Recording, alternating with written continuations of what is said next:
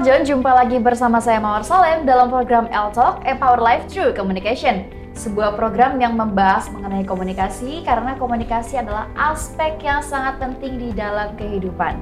Hari ini saya sudah ditemani oleh Bapak Roni Francis selaku Business Maximizer dan juga ada Bapak Dodi Kaiser selaku speaker planner, dan hari ini kita akan membahas dengan topik menangkal julid.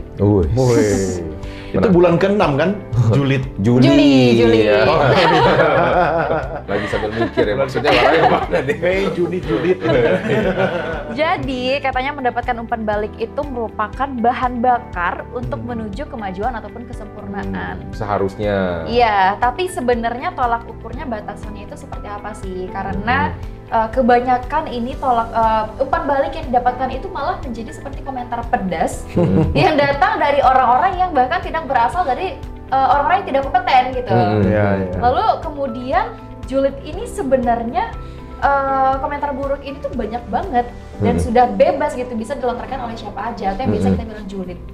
Jadi sebenarnya julid atau orang yang suka julid ini apa sih? Ya kita tanya sama pakar julid. Ya, sama pakarnya, nanti sama julid manianya. Nah, kalau bisa menurut dari saya sendiri, nah ini kan kalau misalnya dari zaman dulu kalau kita minta pendapat biasanya umpan balik itu dari orang yang dianggap pakar, betul nggak? Kalau misalnya kita sekolah berarti siapa yang dianggap pakar? Gurunya, dosen, kadang-kadang kan. Kalau misalnya kita ikut ada namanya satu kelas, mungkin itu pengajarnya, trainernya.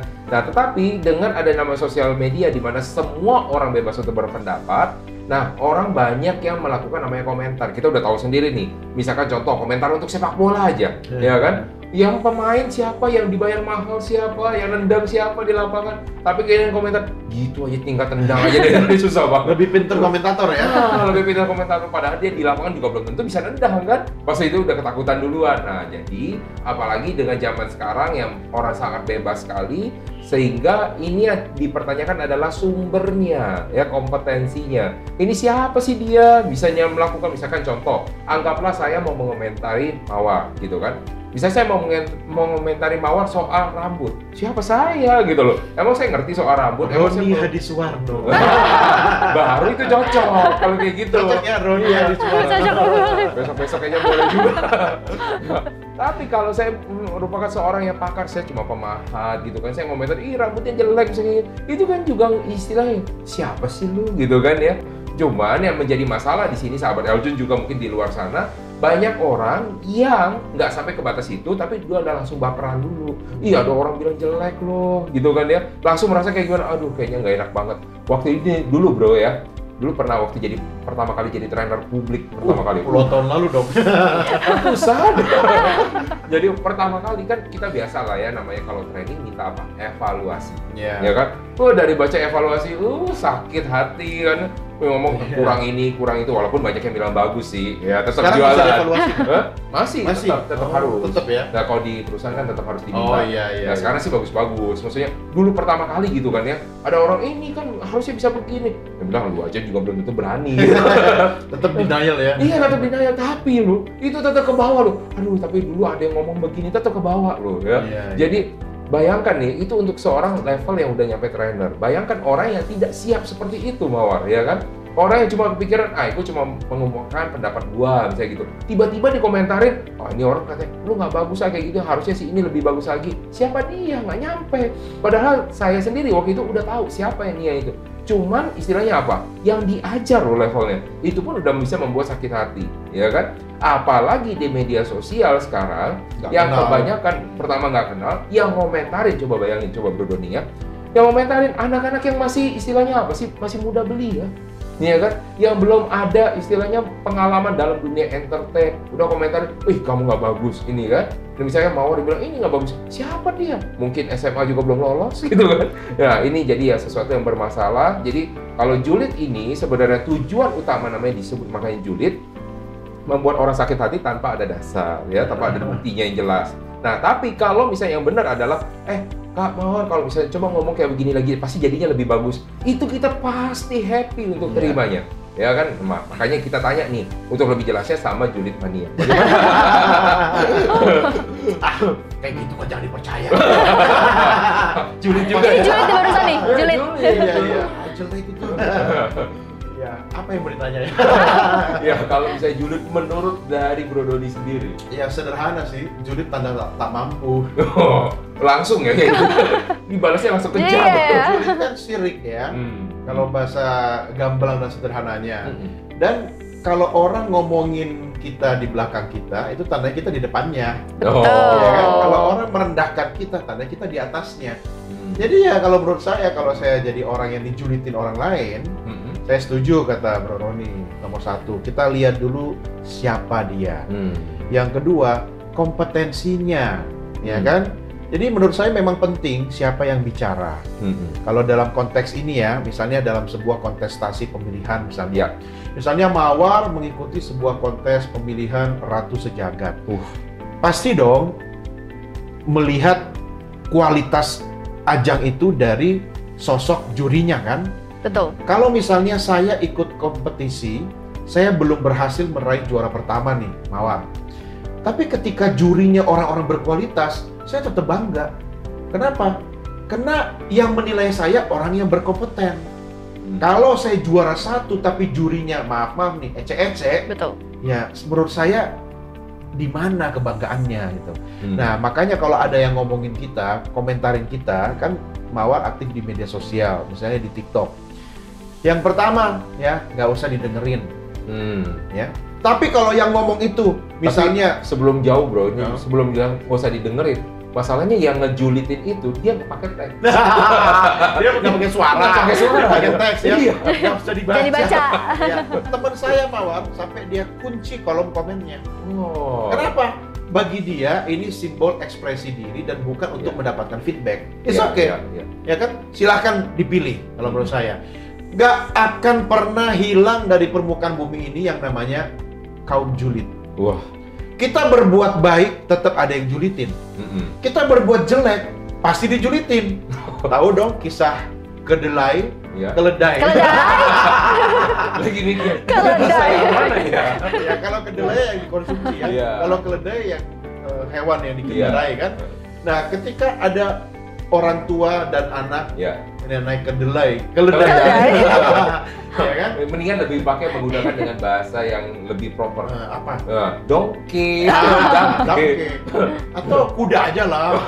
Beda, kuda lebih tinggi. Jadi kita bahas kuda ya. Iya, ini apa sebenarnya? Iya kan, misalnya orang tua kemudian naik keledai, kemudian anaknya disuruh jalan, ya kan? Orang yang lihat, orang tua tidak tahu diri, masa anaknya disuruh jalan dia naik keledai, akhirnya bapaknya turun. Anaknya yang naik keledai. Orang ngomongin lagi Mawar, ini anak nggak sopan, masa bapaknya yang disuruh jalan gitu kan. Akhirnya dua-dua naik keledai, ya kan? Ini apa nggak berperi kebinatangan ini? Bapak sama anak naik keledai, kalau nanti hewannya capek kemudian jatuh sakit atau mati kan ini nggak berperi kehewanan gitu kan. Jadi akhirnya keledainya digendong. Keledainya digendong sama kedua anak bapak itu gitu kan. Nggak akan selesai. Benar. Ya? Kalau menurut saya, kita sesuai porsinya aja. Kita dengarkan memang yang tujuannya itu konstruktif. Ya, yang memang tujuannya membangun. Kalau orang sirik, senyumin aja. Kasih emoticon senyum aja. Atau seperti teknik berdebat dengan orang, maaf ya, orang yang tidak punya ilmu. Apa? Anda benar.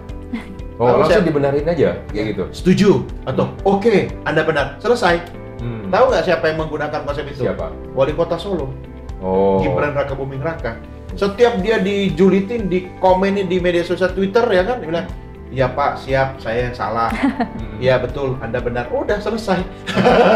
Habis mau diapain lagi digomongin dia? Iya. Karena sebenarnya kan fungsi dari orang julid itu adalah buat mendapatkan namanya perhatian. Iya.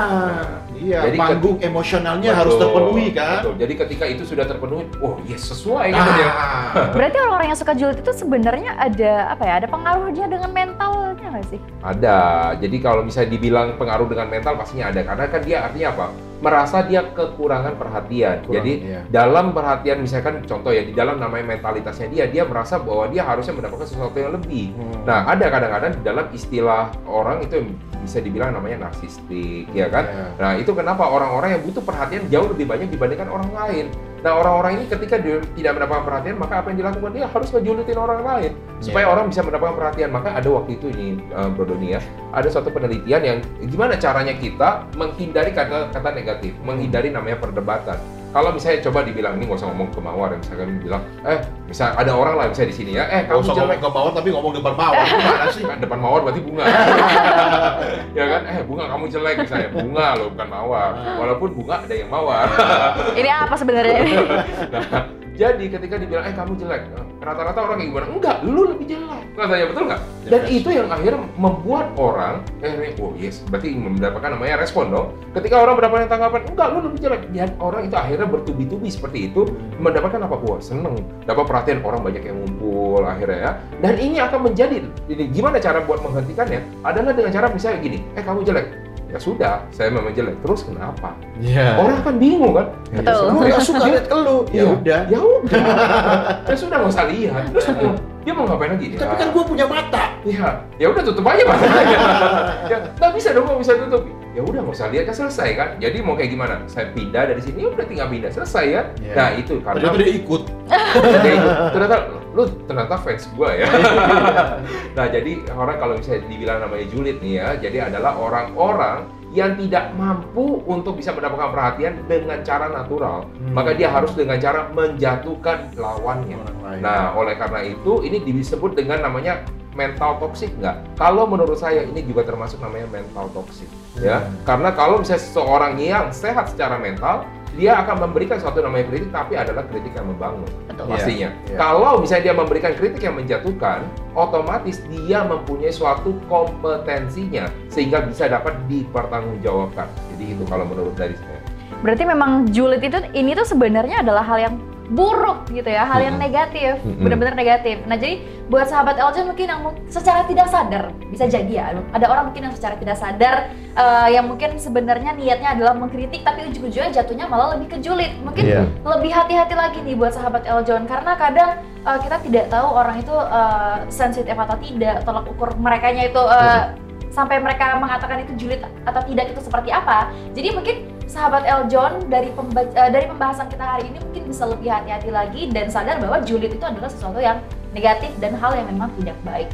Nah, mungkin sekian dulu diskusi kita hari ini tentang mengenai menangkal julid. Semoga sahabat Eljon bisa mendapatkan message yang luar biasa yang mungkin bisa diterapkan sehari-hari. Dan terima kasih sudah menyaksikan kami. Sampai jumpa di program selanjutnya hanya di L-Talk, Our Life Through Communication.